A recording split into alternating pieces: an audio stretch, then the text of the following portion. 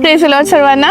आज आपण पवित्र शास्त्रामधून नीतिसूत्र ह्याचा 18वा अध्याय आणि 21वे वचन वाचणार आहोत. जिभेच्या हाती मृत्यू व जीवन ही आहेत, तिचे आवड धरणारे तिचे फळ भोगतात. आमेन. तर या वचनाद्वारे आपण हे बघत आहोत की जिभेमध्ये सामर्थ्य आहे. जसा तुम्ही त्याचा उपयोग कराल तसे तुम्हाला फळ मिळेल. जिभेच्या द्वारे जेव्हा चांगले किंवा वाईट शब्द बाहेर पडतात त्याप्रमाणे आपण त्याचं फळ भोगतो. म्हणून आपण आपल्या शब्दाचा योग्य उपयोग केला पाहिजे. आमेन.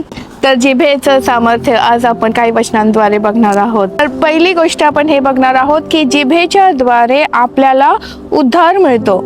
उद्धार हे परमेश्वराने आपल्याला मोफत दिलेला आहे. आणि रोमकरस पत्राचा 10वा अध्याय आणि 9व्या वचनामध्ये असं लिहिलंय की येशू प्रभू आहे असं जर तू आपल्या मुखाने कबूल करशील आणि देवाने त्याला मेलेल्यातून उठवले असा आपल्या अंतःकरणात विश्वास ठेवशील तर तुझे तारण होईल. आमेन. आपल्या मुखाद्वारे जेव्हा आपण हे कबूल करतो की येशू ख्रिस्त हा प्रभू आहे आणि माझा उद्धार करता आहे, माझा तारणारा आहे, तेव्हा परमेश्वराचं वचन सांगतं की आपल्याला तारण प्राप्त होतं. नुसतं अंतःकरणात विश्वास ठेवून इतकंच नाही, तर परमेश्वराचं वचन सांगतं की आपण मुखाने कबुली करणं गरजेचं आहे. हालेलुया. दुसरी गोष्ट म्हणजे मुखातून निघणाऱ्या शब्दांद्वारे आपल्याला आरोग्य प्राप्त होतं. जेव्हा पेत्र आणि योहान हे मंदिरात जात होते तेव्हा तिथे एक भिकारी बसलेला होता आणि पेत्र आणि योहानाने केवळ शब्दाद्वारे येशू ख्रिस्ताच्या नावाद्वारे त्या भिकारीला जो लंगडा होता त्याला बरं केले.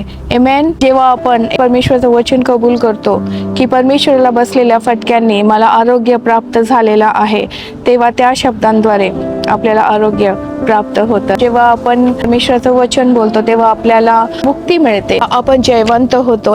आणि म्हणून आपण आपल्या जिभेचा उपयोग काळजीपूर्वक केला पाहिजे. कुठलीही वाईट गोष्ट न बोलता, कुठलीही नेगेटिव्ह गोष्ट न बोलता आपण सतत परमेश्वराचं वचन आपल्या मुखाद्वारे बोलणं गरजेचं आहे. कारण प्रभू येशू ख्रिस्ताच्या नावाने परमेश्वराच्या वचनाद्वारे संकट दूर होतात, व्याधी दूर होतात, चिंता दूर होतात, सैतानापासून मुक्ती मिळते, आरोग्य मिळतं आणि विजय मिळतो. हालेलुया. कधी कधी रागाच्या भरात किंवा वेदना असताना शिव्या, शाप किंवा काहीतरी जीवनाविषयी नेगेटिव्ह बोलून जातो. पण आज आपण परमेश्वराच्या वचनाद्वारे हे शिकत आहोत की आपण आपल्या जिभेचा उपयोग हे तऱ्हेने केला पाहिजे आणि आपल्या जिभेवर आपण ताबा ठेवून परमेश्वराचं वचन हे बोललं पाहिजे. कारण परमेश्वराच्या शब्द बोलण्याद्वारे मोठे मोठे संकट दूर होतात. आणि म्हणून परमेश्वर तुम्हाला आणि मला आणि आपल्या सर्व प्रियजनांना त्याच्या वचनांवर मनन करण्यासाठी आणि त्याच्या वचनाप्रमाणे आपल्या मुखातून पवित्र वचन घोषणा करण्यासाठी परमेश्वर आपल्याला सहाय्य आणि मदत करो.